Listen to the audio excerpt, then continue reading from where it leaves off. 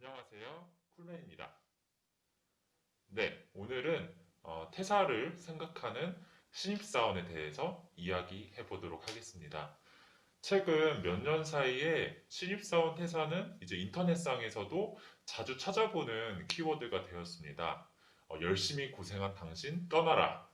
이렇게 말하면서 자유를 찾는 모습이 아무래도 직장인들에게는 큰 로망이 된 것 같습니다. 그래서 유튜브 콘텐츠도 보면 퇴사 후 유럽 여행이라든지 퇴사 날이라든지 뭐 취준생은 물론 직장인들조차도 부러워할 만한 영상들이 많이 나옵니다. 저 역시 직장 생활이 힘들 때가 있어서 부러움을 가질 때도 많습니다. 그런데 유튜브를 이렇게 보면 최근에는 이렇게 비슷한 글이 너무 범람하면서 너무 감성적으로 사람들에게 퇴사를 유도하는 것이 아닌가 이런 생각도 듭니다. 그래서 제 주변 친구들이나 후배들도 보면 대기업이나 이제 다른 좋은 직장에 들어갔는데요. 그런데도 퇴사를 하는 친구들이 있었습니다. 그래서 퇴사 후에 행복하게 살고 있는 친구도 있는 반면에 여전히 방황하는 친구도 있는 것이 사실입니다. 그래서 대기업 현 직장인 쿨맨이 준비했습니다. 퇴사를 고민하는 신입사원 분들을 위해서 냉정한 팁과 팩폭을 주도록 하겠습니다. 먼저 그에 앞서서 전제에 대해서 한번 이야기를 해보겠습니다. 퇴사에는 그 전제가 분명하게 필요합니다. 즉, 퇴사를 고민한다면 정말 신중하게 생각하고 결정해야 된다는 점인데요. 그리고 향후 계획까지 모두 세워야만 합니다. 직장인일 때는 인정할 수 없겠지만, 백수가 되어도 이런 많은 어려움을 견뎌낼 수 있겠다고 자신하겠지만, 하지만 직장인으로서 매월 들어오는 안정적인 월급, 그리고 무언가 자기 개발을 하고 있지 않아도, 나는 매일 일주일 출근하니까 직장인이니까 괜찮아. 이렇게 안주하면서 좀 편안히 좀 생각하는 것들이 없어집니다. 그런데 그런 것들이 생각보다 마음의 부담이 크게 되고요. 그래서 제 친구들도 퇴사를 했던 친구들이 있다고 말씀을 드렸는데 그렇게 자유를 원해서 퇴사했던 친구들이 몇 개월이 지나면 다시 일을 찾기 시작하더라고요. 그래서 정리해 보면 퇴사 후에는 일시적으로 몇 개월 정도 자유로운 생활이 너무나 좋을 수 있습니다. 그래서 퇴사 후 유튜브들이 그렇게 행복해 보이고 자유로워 보일 수 있겠죠. 하지만 그 유튜브들도 보면 퇴사 후 뭐 3년 후, 퇴사 후 5년 후 이렇게 장기간 동안 무엇을 성공해서 계속 올리는 분들은 그렇게 많지 않은 것 같습니다. 그리고 그런 분들이 있다고 하더라도 성공한 사람들만 그 영상을 주로 올리기 때문에 사실 퇴사를 하고 나서 나는 이 생활을 너무 후회하고 있어요. 이런 분들은 적극적으로 영상을 올리거나 이렇게 글을 올리는 경우가 많지 않을 것 같습니다.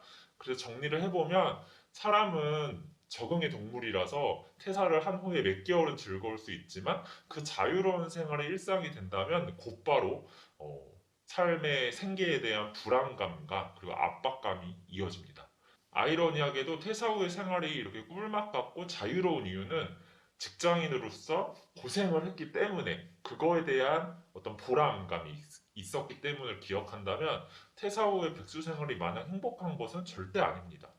네, 그래서 전제로서 이런 퇴사 후의 생활, 그래서 이런 생활을 감당할 수 있는 퇴사에 대한 분명한 이유가 필요하다고 말씀을 드렸는데요. 그러면 퇴사를 하기 전에 제대로 고려를 해야 될 요소가 있는지 이거에 대해서도 이야기를 해보겠습니다. 먼저 첫 번째로 고려해야 할 요소는 향후 계획입니다. 향후 계획을 제대로 세우지 않으면 퇴사 후에 이렇게 불안해할 거면 차라리 회사에 다니면서 퇴근 후에 퇴사 후에 계획하는 것들을 준비할 걸 이런 생각이 무수히 계속 들 것 같습니다. 그렇기 때문에 퇴사 후 계획을 세울 때는 내가 이렇게까지 해야 되나 싶을 정도로 누군가에게 설명을 하고 납득받을 수 있을 정도까지. 그런데 여기서 주의해야 할 점은 내가 지금 회사 다니면서 이렇게 힘들어. 나 그래서 나와야 될 것 같아. 그래서 이런 힘듦을 강조하는 감성적인 동조. 그래서 남들에게 이렇게 감성적인 동조를 받을 수 있겠죠. 이러한 점들을 제외하고 내가 퇴사를 할 건데 이런 계획을 세워봤어. 이런 계획이 괜찮을 것 같니? 이렇게 남들에게 동의를 받을 수 있을 정도까지. 그래서 부모님에게도 허락을 받을 수 있을 정도까지 회사 보고서를 쓰듯이 향후 계획들을 꼼꼼하게 준비를 해야 합니다. 그래서 예를 들면 퇴사 후에 유학을 가고 싶어요. 그래서 유학을 가고 싶다면 최소 지금 현재 유학을 하고 있는 아니면 유학을 경험한 사람들을 3명 이상 만나서 어떻게 해야 할지 향후 계획을 3년 로드맵으로 한번 생각을 해보고요. 그 중에서 특히 가장 부담이 그 경제적인 부분은 어떻게 해야 될 건지도 생각을 해봐야 됩니다. 그것만으로 충분하지 않고요. 만약 이렇게 계획을 세웠는데 그 계획대로 되지 않았을 때 단순히 다시 취업을 하는 게 아니라 본인이 만족할 만한 차선책 아니면 삼선책은 무엇인지까지도 생각을 해야 됩니다. 만약에 계획한 대로 되지 않아서 다시 일하자 이렇게 생각을 했을 때 삶에 대한 만족도도 떨어질 수 있고요. 어떤 실패감도 많이 들 수 있거든요. 그래서 차선책, 삼선책까지도 꼼꼼히 생각을 해주셨으면 좋겠습니다. 그리고 유학 외에도 나는 지금 직장이 마음에 안 들어서 다른 좋은 직장으로 갈 거야. 이렇게 중고 신입으로 다시 취업을 원하시는 분도 있을 겁니다. 그런 분이 있으시다면 제가 추천드리고 싶은 건 최대한 회사에 다니면서 최소 인적성 전형까지는 진행을 해보다가 퇴사를 하는 것이 훨씬 나을 것 같습니다. 왜냐하면 막상 퇴사를 하고 지원을 시작했는데 합격률이 신입사원 때처럼 나오지 않을 가능성도 굉장히 큽니다. 나이도 먹었고 또 취업 시장도 그때그때 따라 달라지기 때문에 그럴 수가 있습니다. 또한 생각보다 막상 지원을 해보니 지금 다니고 있는 직장보다 더 나은 직장이 별로 없네 이렇게 될 가능성도 있거든요. 특히 지금과 같은 코로나 시즌은 지금 고용 시장이 매우 어렵기 때문에 꼭 회사를 다니면서 지금 현재 시장이 어떤지 미리 체크를 해두는 것이 중요할 것 같습니다. 그리고 또 퇴사 전에 한번 고려를 해야 될 거는 이 회사에서 버티는 것입니다. 보통 저희는 이런 얘기를 많이 듣습니다. 우리의 인생은 짧고 그렇기 때문에 젊을 때 다양한 도전을 많이 해봐야 된다. 인터넷상에서 많이 나오는 퇴사 후기들인데요. 그렇지만 냉정하게 말해서 이제 채용 담당자였던 쿨맨의 입장에서 보면 한 분야에서 일정 수준 이상을 버텨야 경력이 되는 것이 사실입니다.